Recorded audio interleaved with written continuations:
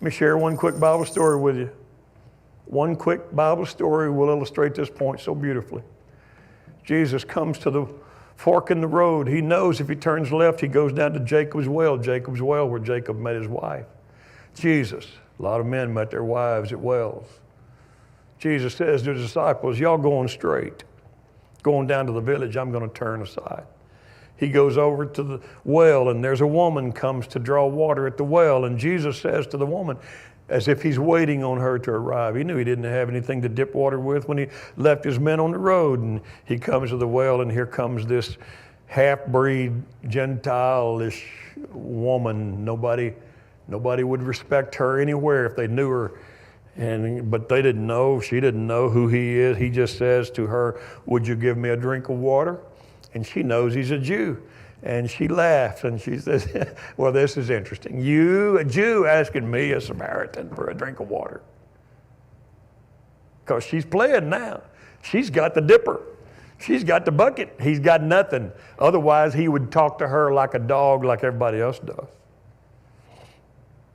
And he says to her, if you knew who I am, if you knew who's asking, you would ask me for a drink of water. And I would give to you. Now let me explain this so you get the point and why that's important. He already knows who she is. Because he's going to talk to her. She's going to get amazed at what he says. And then he's going to say, go back to the village and get your husband. Now he's playing with her. Because she's going to say, I don't have a husband. And he said, thou sayest well, I have no husband. In fact, you've had 5. And the man you're shacking up with now, not your husband. No, he didn't say it that way.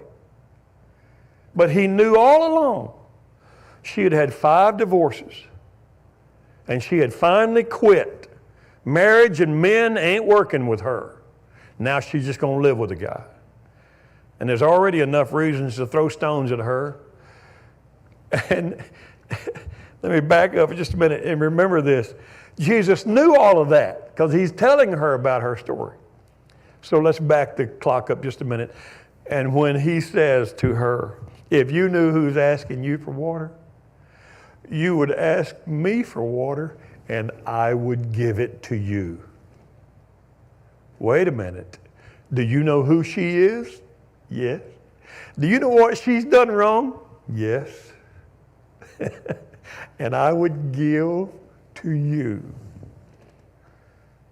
No wonder the end of that story in the New Testament has her going back to the village and then people coming out to the well to meet this Jesus.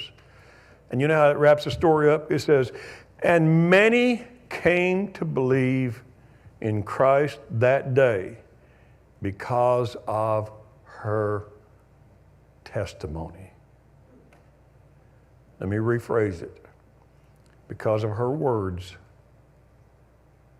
Because of her words. Many. She could have gone back to the village and said, there's this dude out there acting like he knows all about me and everything, another Jew, good Lord. Nobody would have gone. You're not going to believe the arrogant guy out there that just asked me for water. Nobody would have gone. What you say matters. How you choose your words affects people. Christ chose his carefully.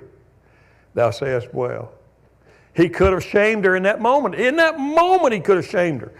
Have you ever shamed somebody that deserved a shaming? And have you ever wished later I hadn't done that?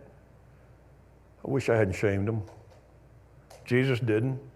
He had a chance to shame a woman who deserved shame by all the moral and legal codes of the day. That woman is a multiple loser, pitiful, must have no personality, no skills, no something.